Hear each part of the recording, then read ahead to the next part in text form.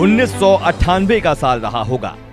मौजूदा दिल्ली के मुख्यमंत्री अरविंद केजरीवाल ने परिवर्तन नाम के एनजीओ की शुरुआत की थी।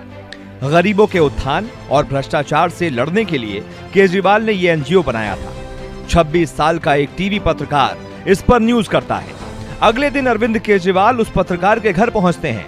पत्रकार का नाम था मनीष सिसोदिया। दोनों के बीच घंटों बात होती है।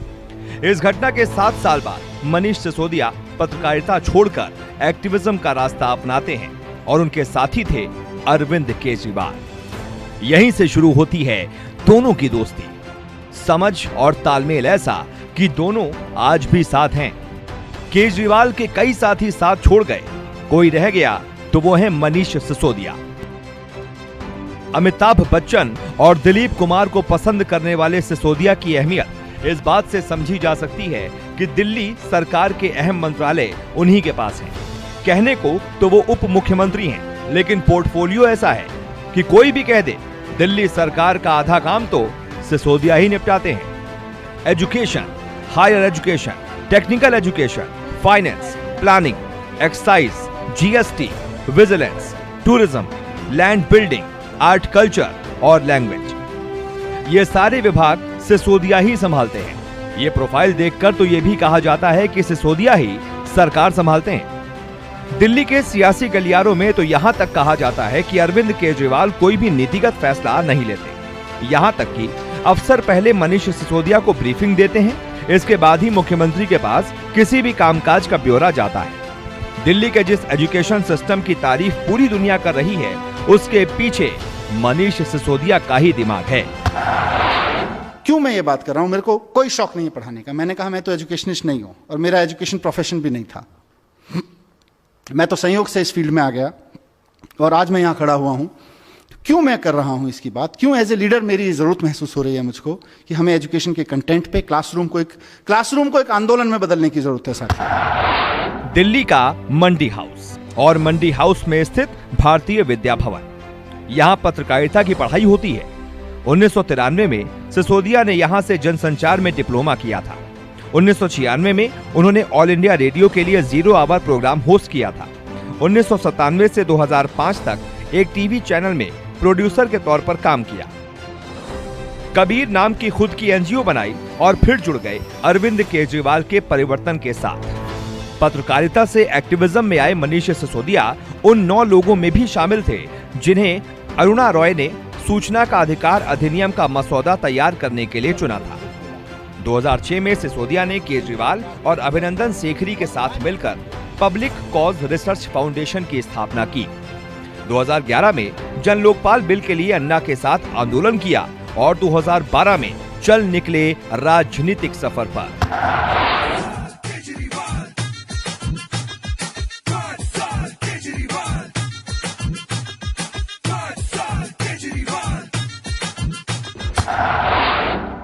नब्बे के दशक में AIR पर मनीष सिसोदिया की आवाज सुनाई देती थी।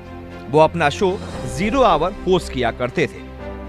कहते हैं कि जो काम आपने अतीत में किया है वो कभी आपसे छूटता नहीं, कहीं ना कहीं एक जुड़ाव रह जाता है। वो हुनर हमेशा के लिए आपके अंदर रह जाता है। मनीष सिसोदिया अपने अतीत का इस्तेमाल आज भी करते हैं जब वो दिल्ली के FM चैनल्स पर कहते हैं, नमस्कार, मैं दिल्ली का उप मुख्यमंत्री मनीष सिसोदिया बोल रहा हूं। आज दिल्ली के FM चैनल्स पर ठीक वैसी ही आवाज सुनाई देती है जैसी एक वक्त पर सुनाई देती थी। सिसोदिया दिल्ली सरकार की ओर से चलाई जा रही योजनाओं को रेडियो के जरिए घर घर तक पहुंचा रहे हैं। एक पत्रकार आज दिल्ली का दूसरा सबसे बड़ा नेता बन चुका है।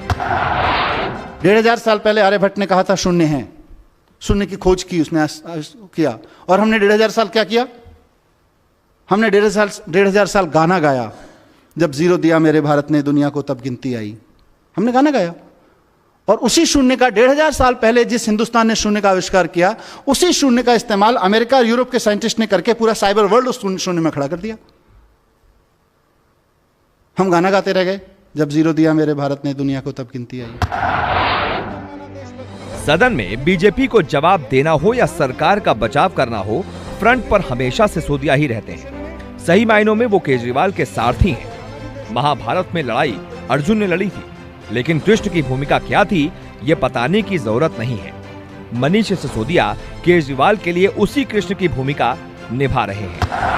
आप देशभक्ति की बात तो करते हो, जिस रास्ते पे आप चल रहे हो उस रास्ते पे चलते हुए आप देशभक्ति की बात तो करते हो, लेकिन पूरे देश की राजधानी को पिछले 15 साल में आपको चलाने का मौका मिला है, एमसीडी की सत्ता। आप बात तो देशभक्ति की करते हो, लेकिन व्यवस्था कूड़ा कूड़ा चलाते हो। हम आपके रास्ते पे नहीं चलना चाहते। पिछले 15 साल में दिल्ली में जितना कूड़ा फैलाया है, हम उस रास्ते पे नहीं चलना चाहते।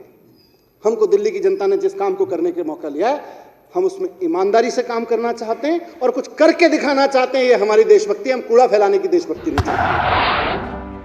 दिल्ली से 60 किलोमीटर दूर पूरब दिशा में उत्तर प्रदेश का एक जिला है हापुड़।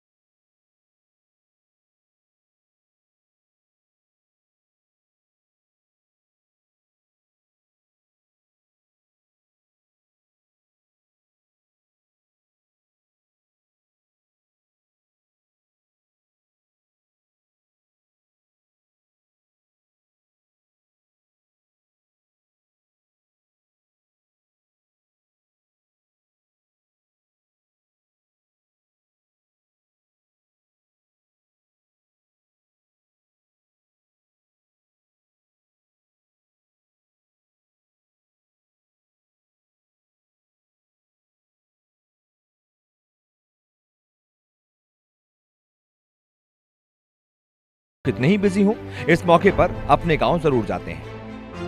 भुट्टा कहाँ से मिलता है?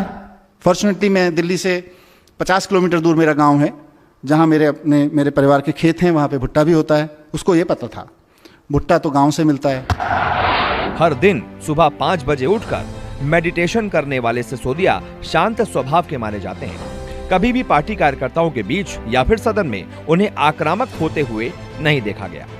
आम आदमी पार्टी के एक सीनियर नेता के मुताबिक बिना आक्रामक हुए वो अपनी बात इस तरह से कह जाते हैं कि सामने वाला बस देखता ही रह जाता है। मनीष सिसोदिया का मानना है कि दिल्ली सरकार के बजट का 20% एजुकेशन पर खर्च होना चाहिए। मनीष इस दिशा में काम भी कर रहे हैं। उनका काम देखकर लगता है कि एजुकेशन उनका प्राइम एजेंडा है। शिक्षा के क्षेत्र में उनके द्वारा किए गए काम के लिए उन्हें साल 2019 में चैंपियन ऑफ चेंज अवार्ड भी दिया गया था। मनीष सिसोदिया को साल 2016 में 100 सबसे प्रभावशाली भारतीयों की सूची में भी शामिल किया गया था। इसी साल मार्च के महीने में मनीष का एक वीडियो सोशल मीडिया पर वायरल हुआ था। मनीष कहीं जा रहे थे, गाड़ी ट्रैफिक सिग्नल पर रुकी। बाइक पर सवार एक आदमी ने मनीष से बात करनी चाहिए और मनीष सिसोदिया उनसे बात करने लगे। वो मनीष सिसोदिया की तारीफ कर रहा था, खासकर एजुकेशन पर किए गए काम की तारीफ। सुनिए दोनों की वो बातचीत। भांजी पड़ती है, पैसा आते हैं, राशन भी आता है। तो सब सच्ची बात जो है, जो आप सब्जी खुद चेक करते हैं फिजिकली जाके, जैसे मैं नॉर्मल हूँ, वो नॉर्मल है। आपको है तो वो अपने नहीं है, नॉर्मल ही तो ईवो नहीं है। देखो मैं रुका, हम भी तो नॉर्मल है, हम भी तो नॉर्मल है। आप सीधा नीचे करके आप मुझसे बात कर रहे हैं, मुझे टाइम दे रहे हैं। सर यही चीज जोड़ती है, बंदा जमीन से जुड़ के रहे, बहुत ऊपर जाए। 2019 के लोकसभा चुनाव में आम आदमी पार्टी को दिल्ली में एक भी सीट नहीं मिली थी। सातों सीट हार जाने के बावजूद पार्टी को जमीनी स्तर पर मजबूत करने का तमगा मनीष सिसोदिया को ही जाता है। दिल्ली में प्रदूषण को लेकर काफी हाय तौबा मचती है। मनीष सिसोदिया इसका जवाब भी साफ गोई से देते हैं और केंद्र की मोदी सरकार को कटघरे में ला खड़ा करते हैं। धर्म की राजनीति करने वालों पर सदन में दिया गया उनका भाषण ऐतिहासिक ही था। ऐसा भाषण था जिसे सुन केजरीवाल सिर्फ मुस्कुराते हैं, जैसे कि अपनी मुस्कुराहट से इस बात पर ठप्पा लगा रहे हों कि 20 साल पहले अपने इस साथी को चुनकर हमने कोई गलती नहीं की। हम जब राम की बात करते हैं तो बगल में छुरी नहीं, संविधान दिखा के चलते हैं और दिल में राम लेके चलते हैं। तो इसलिए ध्यान रखना इस बार वास्ता ऐसी पार्टी से है आपका। विपक्ष के उस साथियों ने कहा कि अच्छा हुआ आप हमारे राह पे आए। नहीं साहब, हम तो हाथ जोड़ के कहते हैं आपका रास्ता बड़ा खतरनाक है, हम आपके रास्ते पे नहीं। केजरीवाल चाहे पीएम मोदी से मिलने जाएं या अमित शाह से, उनके साथ मनीष सिसोदिया जरूर होते हैं। दिक्कत पार्टी में हो या परिवार में, केजरीवाल के साथ सिसोदिया हमेशा आपको दिख जाएंगे। शायद इसलिए ही इतना भरोसा और इतनी जिम्मेदारी केजरीवाल ने मनीष सिसोदिया को सौंपी है। एक शिक्षक का बेटा पत्रकार बनता है, मोटी सैलरी को छोड़कर एक्टिविज्म में कूदता है, देश में हो रहे भ्रष्टाचार के खिलाफ लोगों में अलख जगाता है और जब आज राजनीति में है तो भी अपनी छाप छोड़ रहा है। कहते हैं हापुड़ में गन्ने और गेहूं की खेती बहुत होती है। उनकी बोली में गन्ने सी मिठास है तो उनका व्यक्तित्व गेहूं की बालियों जैसा सुनहरा। दिल्ली में जब भी एजुकेशन की बात की जाएगी, मनीष सिसोदिया को नजरअंदाज करना बहुत मुश्किल होगा।